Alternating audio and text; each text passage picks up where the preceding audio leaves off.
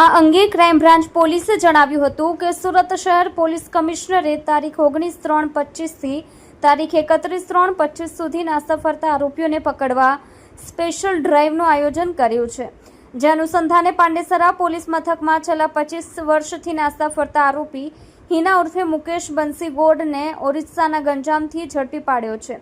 પકડાયેલ આરોપીની પૂછપરછમાં સામે આવ્યું હતું કે વર્ષ 2000માં સુરતના પાંડેસરા હાઉસિંગમાં રહેતો અને મજૂરી કામ કરતો હતો। તે વખતે તેના સાથી મિત્ર આકુલ લેંકા તથા નંદા ઉર્ફે નંદો નાહક સાથે મળીને પાંડેસરા સિદ્ધાર્થનગરમાં મેસ ચલાવતા ગોપીનાથ ગોંડ નામના વ્યક્તિને છરા વડે માર મારી ત્યાંથી નાસી ગયા હોવાની કબૂલાત કરી હતી।